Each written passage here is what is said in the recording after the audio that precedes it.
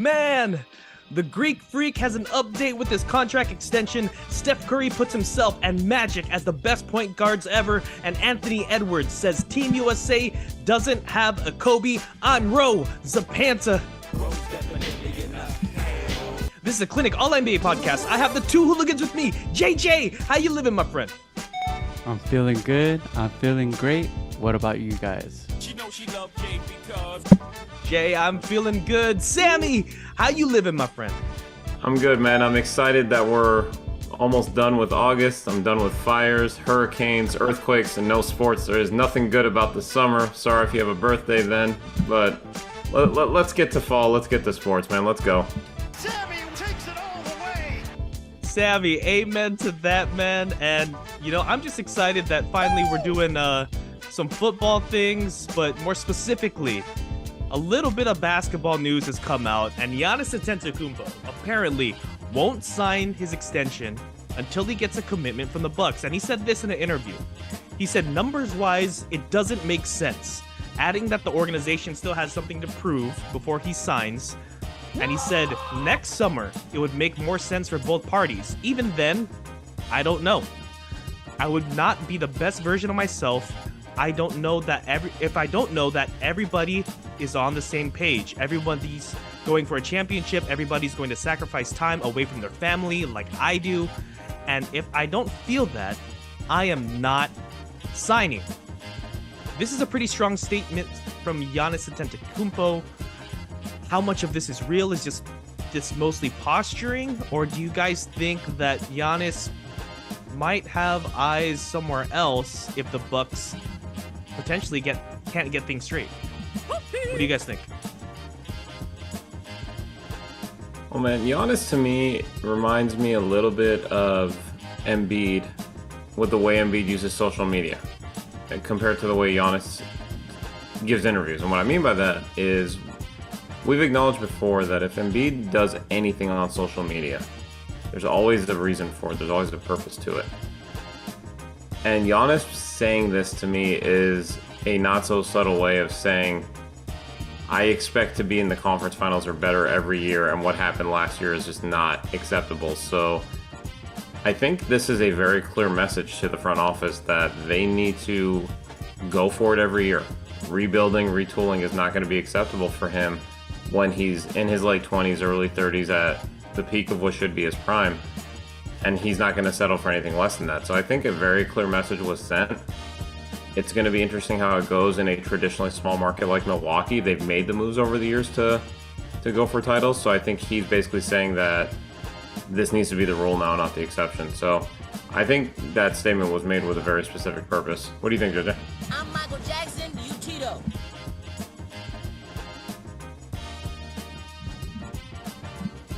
Oh, I think JJ's on mute right now, actually. Okay, sorry. Can you guys hear me now? It's Yeah, all good. we're all good, man. I Sorry, thought it was me fellas. for a second. I was like, what's No, happening? I was tripping, but I just wanted to say that in today's modern NBA era, there's a huge push, right? There's the player movement, player empowerment, and now the NBA franchises, they want to take that power back. I see, Giannis as a respectable NBA player. So when he does it, he kind of gets away with it. And he should. You know why? Because you could argue that he's the best player in the league. That's number one. And number two, I like what you said, Sammy, which is the Bucks. They have made efforts to ensure that Giannis does have the talent around him. But I'm seeing the whole NBA landscape where superstars are leaving left and right. And I'm sure Giannis wants the Bucks to capitalize on any free agents, any trade potential assets out there. And look at Dame, man. Dame signed that contract and now he wants out. So I'm pretty sure he's thinking, hey, I don't want to just be in Milwaukee and get left out hang to dry. So Giannis, even though, typically I don't like when the player puts the franchise held for like kind of ransom, I would say. I see where he's coming from. I don't know. This is sort of strange to me a little bit. I'm kind of wondering if he didn't really like the off-season moves that the Bucks have made this year. I don't know if he feels like they needed to get a little better or it was just sort of more of the same. So they ended up like extending like Chris Middleton, Brook Lopez. They also negotiated deals with Jay Crowder, Malik Beasley, and AJ Green. It doesn't feel like there was like a big splash, and I was wondering if maybe Giannis wanted something a little more coming into the season, because if we're doing our rankings, like really way too early rankings, right? Where would we place the Bucks right now? I think they're automatically still a favorite, probably in the 1 or 2 next to Boston. Yeah. Maybe Giannis feels like now that he's also lost his head coach, maybe it's a little less. I don't know. What do you guys think? Forgive me if I'm wrong, but I could be the outlier here. But wasn't the firing of Coach Bud maybe a good thing for the Bucks? I don't mean to hate, man, but I think Yeah. they massively upgraded that head coach, didn't they? Yes. So I don't, and you know, part of the championship run, June, is luck. And I just thought the Bucks had bad luck last year. I think I would agree with you. I would mostly agree with you. Sammy, what do you think? Do you think Giannis should be like kind of content with the situation going into the season? I think so. This Bucks team has always been interesting to me. I can't put my finger on it, but even when they won the title, it always felt like maybe what they were missing was one more, I don't want to say elite athlete, but like one more athlete or 3-and-D wing who's a little more athletic. Yes. I do think Middleton's gotten to the point where he's actually a little bit underrated, but now he's got a massive contract and he hasn't been healthy. So, in a weird way, this core is starting to age a little bit. Just a little bit. Like, we're on our way there. And so, you look at who you mentioned they signed and re-signed. I think everyone in that group was at least 30. So, I think when Giannis is also looking at, he's committed this year and next year, right? At the end of that time, this core is going to be old. So maybe this is also the other way of saying, don't just plan for this year.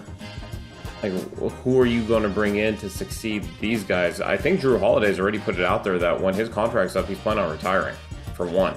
Yeah. So, and then Middleton's deal is 3 years, which means it'll have 1 additional year on it, I think, after Giannis's deal would be up. So, they're locked in for the next 2-3 years. And maybe what Giannis is saying is, I want to know what era you're going to transition into from here too. I'm very divided on it. I don't quite know. It feels like this team could win it all, but they just showed us last year they could also get knocked out in round 1. Really wide variance. First time head coach, I do like the hire, but we'll see how he's going to go right in, and he's going to be in a similar situation that Mazzulla was in last year. Yeah. And Absolutely true. And so I'm curious to see how he responds. It's going to be a very interesting year for this team. I can't put my finger on where I expect them to finish, but it's all over the map. It's definitely all over the map for me too. It's one of those, like, they're kind of like the Spurs, like a few years back, where it just seems like they were always in the conversation, but they don't have the same, I guess, management stability or coach stability that the Spurs had. So I understand why Giannis might be a little hesitant re-signing with this group, just because we have no idea, like you said, what this coach is going to bring. I also like the hire on paper, but it's different when we actually see it on the court and how he makes these pieces work. But moving on to our next topic here, Steph Curry. He was talking on Gil's Arena, and he told Gilbert Arenas when he was asked, "Are you the best point guard ever?" Curry paused for a second, and he said, "Yes. Yes, it's me and Magic. That's the conversation. Magic's resume is ridiculous, so the fact that we're even having that conversation is a place I never thought I'd be in." So this created a lot of buzz among, like, the Twitter world, right? I think some people are upset that Steph Curry's putting himself there. Does he belong there Michael Jackson, you Tito. as greatest point guard ever? I want to start there. What do you guys think? Sammy, would you agree that he's at least in the conversation? 100% he's in the conversation, yeah. But is he a very- strong point, though? Is he a strong point in the conversation, in your opinion? God, I'm so divided on this. I will freely tell you, even though I'm a Clippers fan, my favorite player that I ever watched was Magic Johnson. Let me put that out there to start this. When I thought of a point guard going up until, frankly, 2013, I thought of pass first, always. So that narrowed what I considered a true point guard to be, and of that version of the point guard, Magic is the best ever. I don't think there's a debate there. The only one who can even come close as far as I'm concerned is Isaiah, and he's not on that level. Steph, they play the same position, but they play it so differently. They're not even close to the same style of player. I think if you put Steph in the 80s, he's a 2-guard. Yeah. So that's why this one's so hard for me. I don't want to cop out and call it 1A, 1B. I think this is the problem with trying to compare eras. So by the definition of a pure point guard, I would put Magic slightly above him, because to me, a pure point guard is about passing first. That being said, not to ride the fence, we're also comparing him to the greatest shooter of all time. Undisputably. It just depends on what it is you're looking for in the position. Is that fair? Going to the Warrior bunch that is here today, considering our Laker fan is not available today. I think that's You fair. are a hater. Jay, I want you to answer that, like, if you feel like Steph Curry is in the conversation, and how strong of a conversation that is. He's And then in the also, like, who else should be in this mix? Did, like, Steph Curry forget someone, in your opinion? IT, like what Sammy said, you would have to put IT in that conversation. We have a lot of NBA players that would agree with that take too. The thing with Magic Johnson, we can't just talk about the game of basketball and his contribution to the game of playing. It's how he brought it. He resurrected the league. Yes. Like, Yes. for the people that didn't grow up in that era, the NBA was a league where people frowned upon it. They thought that's a great point. they thought they were thugs. It wasn't a sport for everybody to play with, or to play. And then all of a sudden, you have Magic Johnson with Flash go against Larry Bird, the smack talker, LA and Boston, and that whole rivalry. So to resurrect a sport is already an accomplishment in itself. It's just like how we have these individuals like Jordan contributing to the sneaker game, right? So with Curry, the fact that Curry's even in the conversation, that's an accomplishment in itself. Like what I was just saying. The thing that I want to give props to Curry is that we're going to talk about this later, but he is winning in an era where people would regard him as the second best player. LeBron. Yeah. And that's saying something. So I don't want to discredit Curry, and I know that I'm a huge Curry fan, and Curry's my favorite player. It's kind of, but I have to admit that Magic is the best point guard. It's like me saying Jerry Rice is the best. Well, before Tom Brady, Jerry Rice is the best NFL player, but the fan favorite for 49er fans is Joe Montana. There's a difference. Yeah. That's a good way of putting it. Yeah. And just one other thing just to drive the point home that you said about him revitalizing the league. The NBA Finals were on tape delay when he started. Yes. No one remembers that. That's how low budge the league was at the time. Like, they were in real trouble. So that's a great point. I just wanted to throw that back in. Jim, what's your thought on this conversation? JJ completely took the words out of my mouth about Magic Johnson. and saving the league. So he's a pioneer in that sense. And then with Steph Curry, we could also say that he was the pioneer of this modern point guard era. Yeah. Because like I'm trying to name like an active point guard right now that would even be close to the spirit of what we think of a point guard should be, coming from, watching basketball in the 80s and 90s. Well, your right? new favorite player, Chris Paul, baby. Chris Paul, he's the only guy. He is the only guy I think that still plays it that way. And it's crazy because everyone else plays it like our man, Steph Curry. And another thing that I want to bring up is that Isaiah Thomas, I feel like he gets shafted every time. He does. He doesn't get the respect that he deserves, and it's all because Michael Jordan hated this guy, and we're all Michael Jordan guys. And we have just been brainwashed to forget about how great Isaiah Thomas actually is. So I think, JJ, you got it right on the nose. The one other person they should have, like Steph Curry should have mentioned, should have been Isaiah Thomas. Now, a few older heads probably would have said the Big O. Right? Yes. I did not have the pleasure of watching the Big O, so I don't know. But that's also another person that possibly could have been added to this list. Any thoughts on Stockton? Just gonna ask, and I'm saying this as someone who would not have him in my top 4, but I'm wondering if anyone else would. I mean, man. First in assists, gotta give him that. Stockton and the mailman, that pick and roll, super deadly pick and pop. Do I dare say it? Say it. Championships. Good point. Yeah, that's where I pause too. I'd put Stockton around 5, personally. I just wanted to ask. Okay. 5 for point guards. Yeah. So Magic, Curry, Thomas, Robertson. Oh, you would still put order. Robertson there. I'd put Robertson above Stockton, yes.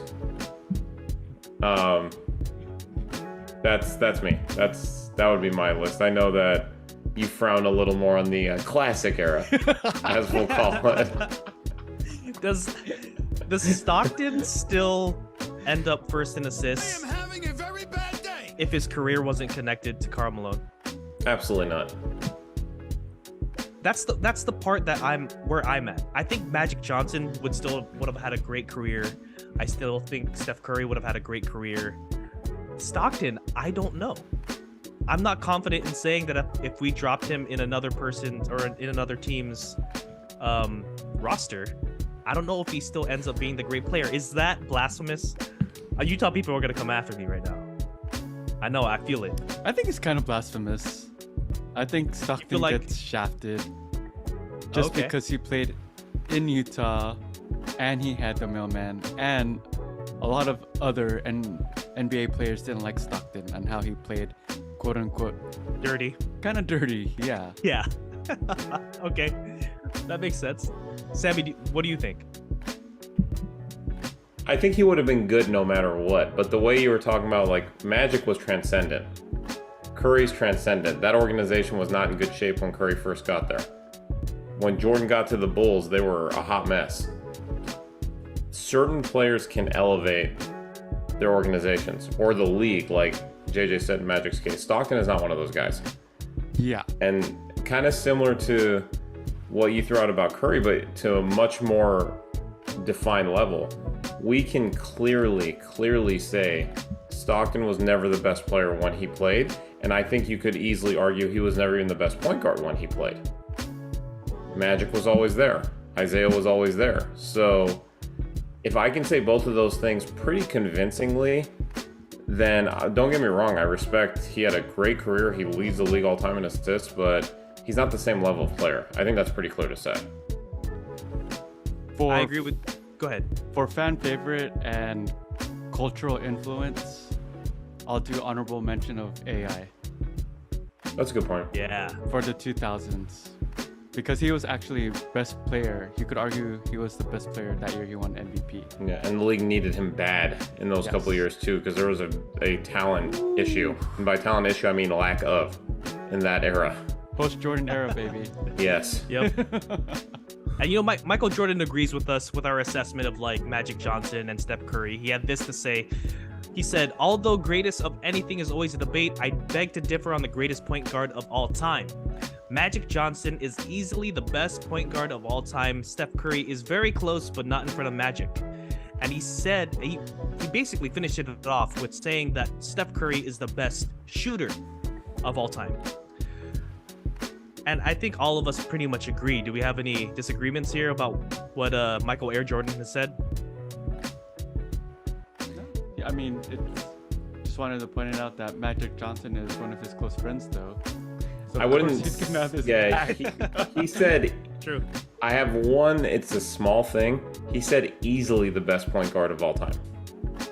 I wouldn't say easily. I would say he's the best point guard of all time, but it's relatively close as far as I'm concerned. No disrespect to the GOAT on this, but I think personal relationships do play into this a little bit. Yeah, absolutely agree. And we have to talk about Bill Simmons here. He said the 6 greatest NBA players ever, and he put them in alphabetical order just because I guess he didn't want the aggregators to dissect his list if it was in order. He put Kareem Abdul-Jabbar, Larry Bird, LeBron James, Magic Johnson, Michael Jordan, and Bill Russell. And he said, we can argue about the order, but we can't argue about any current guy displacing any of those 6. At least not yet. Sorry.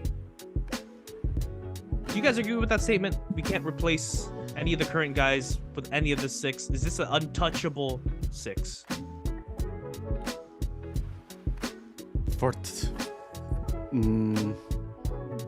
Yeah, I think he does have a point to a certain degree. I think it's very solid. It's a very solid list. It is. Like, Yeah. you can't really argue it, right? I don't think you can. I think those are the guys, man. I'm trying to figure out who would even knock on the door, and I'm having some trouble with it. I'm also having trouble with it. I think in this current era, it would be Steph Curry, but I mean, this list is pretty ridiculous. If Curry wins another ring, hot take, but you could argue he could take Larry Bird's spot on that list. Oh, so Larry Bird is your 6. That's what you're saying of this list. Well, if I was doing my list, I wouldn't even include Kareem and Bill Russell because that's a different era, Okay. which I'll get into. But you're saying, but just to follow up, Yeah. you're saying though, if Curry wins, so of this 6 though, if Curry wins another one, you're saying he potentially displaces Bird, or would he displace somebody else? Who? So I would say Bird. Okay. So why don't we just go from here then? What's your order on some like fluid level? What's your order on this list? It's MJ, Okay. LeBron, Magic, and then it would be Larry or Curry. Okay. I can't comment on Kareem and Bill because those were different eras. Okay. Gotcha. Rob, your list? I'm with JJ here. Like my list is pretty much the same. Kareem and Bill, it's so hard to judge that era, man. Or when they dominated. Cause they were literally the only Well, Kareem is a little later athletic, than Russell. Let's say that. tall, though. He is. talented. You know? I don't know. So it's really hard for me to say that. I mean, he's the greatest. These are the greatest players of that era, I could say.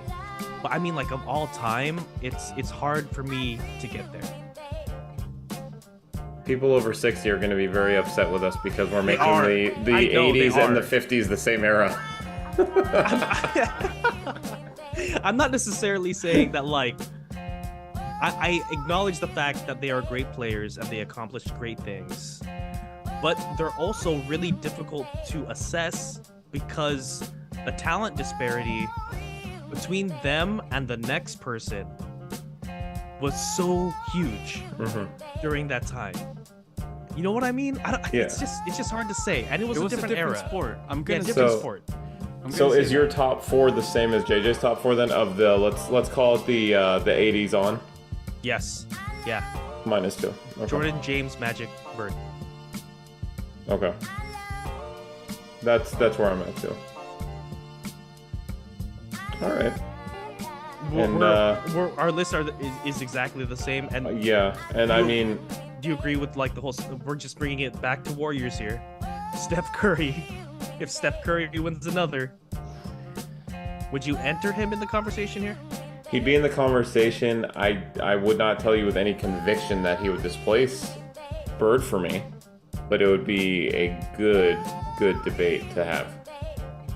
And it would be interesting that that's the debate we're having too, because we're talking about the greatest shooter of that era against the greatest shooter of this era.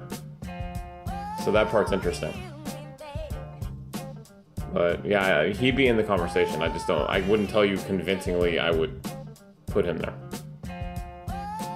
Because I just don't know. I know we might expand on this later, but I feel like it's a good time to bring it up. Should we talk about Tim Duncan? He's in my top 10. Yes. He's in the top 10 for sure. If we're talking about like semi-recent players, is he in this conversation here? Like, would he have a case if we're talking to Bill Simmons? So, on all time or just modern era? All time. I think you could easily argue him 7 to 10, right, JJ? Yeah. I was gonna say, Sammy, 7 to 10, just like what you're saying. The only drawback that people always have against Tim Duncan was that he was the second best player in his era. Compared to Kobe. Kobe or Shaq. Okay. Would you put Kobe over Shaq? Personally, no, I wouldn't. But I know that that's turned into a understandably sensitive topic. Yeah. But I have Shaq ahead of Kobe. We need to bring this up to John. Bruh. Definitely. Our Lakers stand on the Clinic All NBA podcast. But with that, I'm gonna take a short little break with a word from our sponsor. Are you tired of constantly losing your bets on unfair gambling apps? Our sponsor, Parlay Play, has the best lines to increase your chances at winning it big.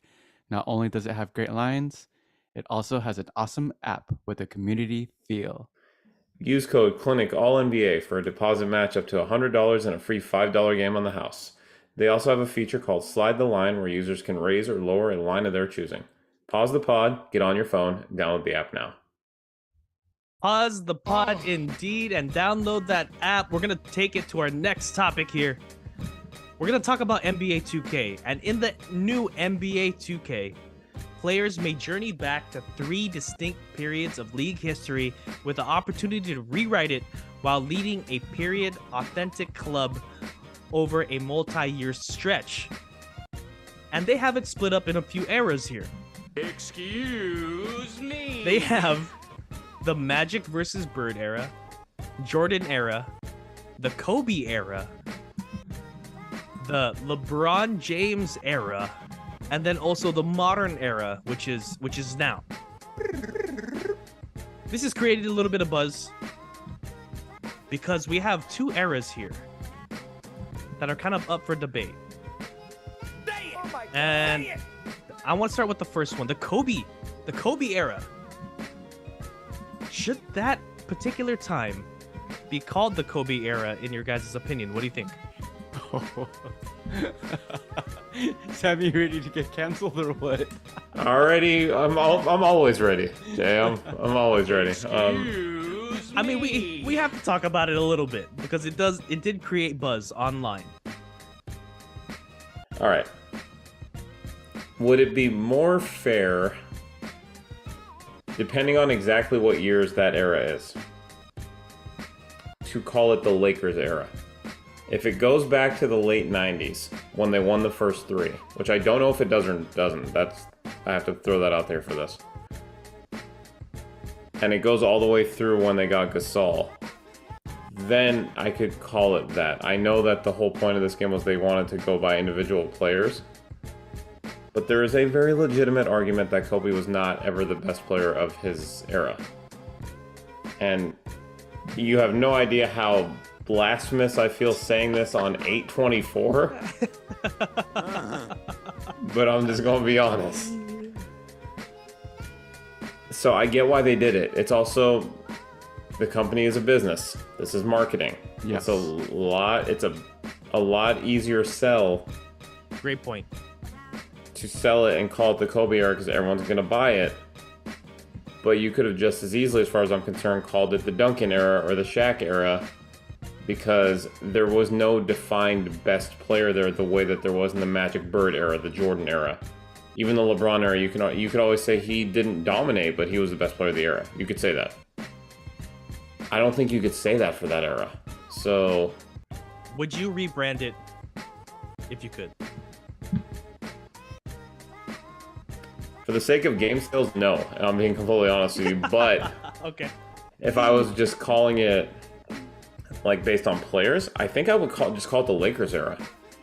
And realize that pains me as a Clippers fan, but I'm just being honest. They won the most rings in that time span, so I'll respect it where it's due. And I think maybe you could have done something where you compared like the Shaq Kobe Lakers to the Kobe Gasol Lakers and done something along those lines.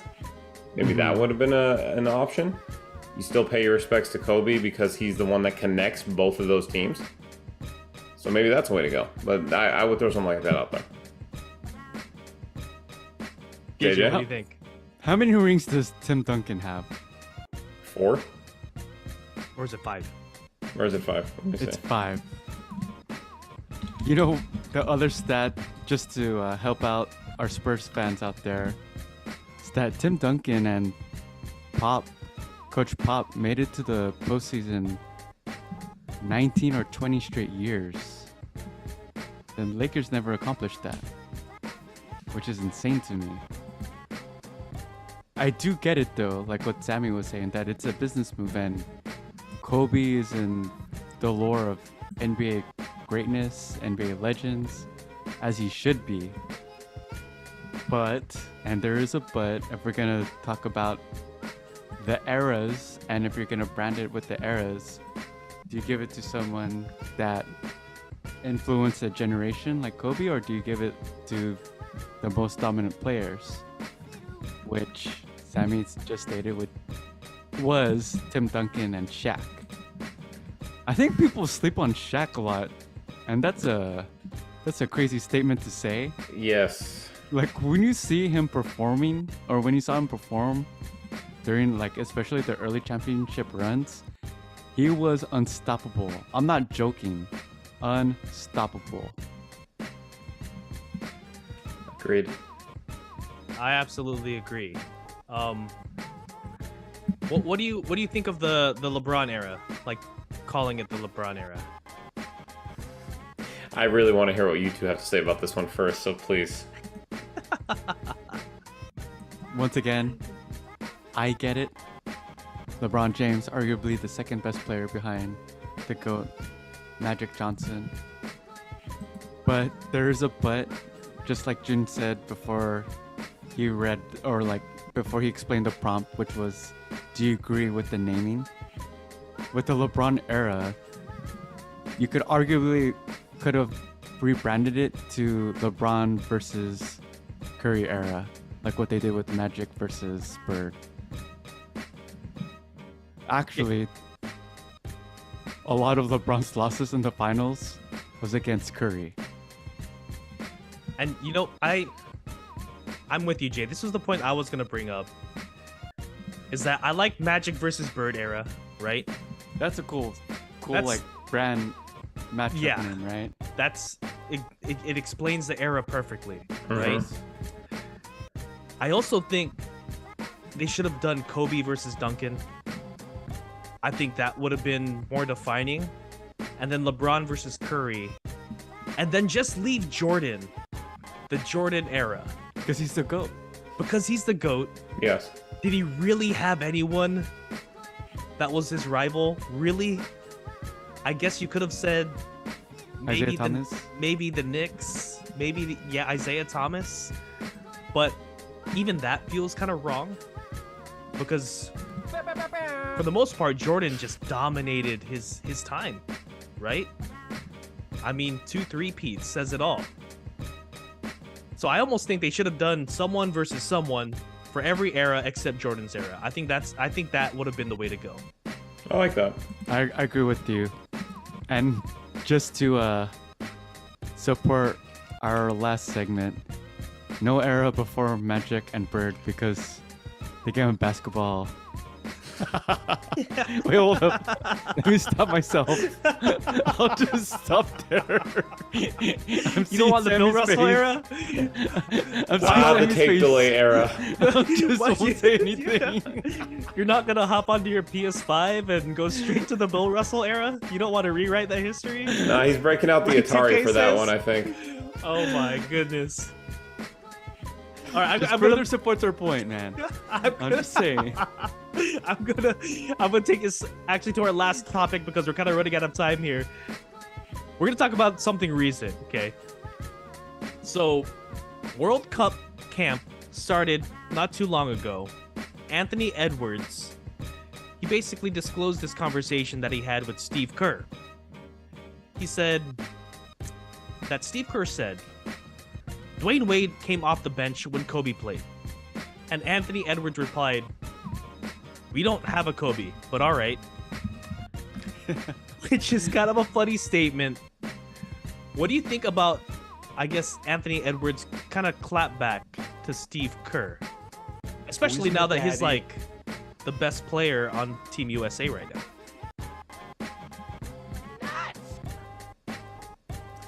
I just think it's one of those motivational tools that coaches use, Sammy. Remember the Dream Team doc, fellas, where Coach K was explaining how Chuck Daly intentionally made the Dream Team lose to the college kids the first game? Just to let them know that there is a potential chance that you could lose to anybody, even college kids. This is Coach Kerr doing his thing as a coach, saying, hey, like, you may think that you're the best, but you need to listen to me because I know what I'm doing, kind of thing. And maybe it was a tool for Anthony Edwards to get motivated and become the player who he is right now.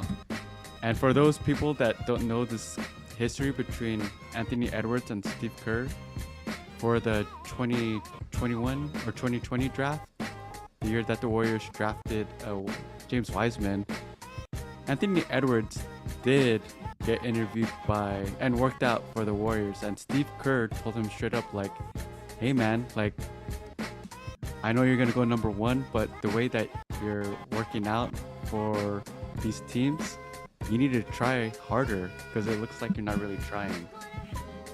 And Anthony Edwards always gave props to Coach Kerr about that because that really pushed him during the draft process. So I saw this as another way, Sammy, for Anthony Edwards to get motivated in the right direction, especially from this fool coming from Minnesota. Yeah, I agree with that. And this team, it's not, the very best of the league, but it is a lot of great talent. And he has easily, from everything that I've heard reported and seen, been the best player.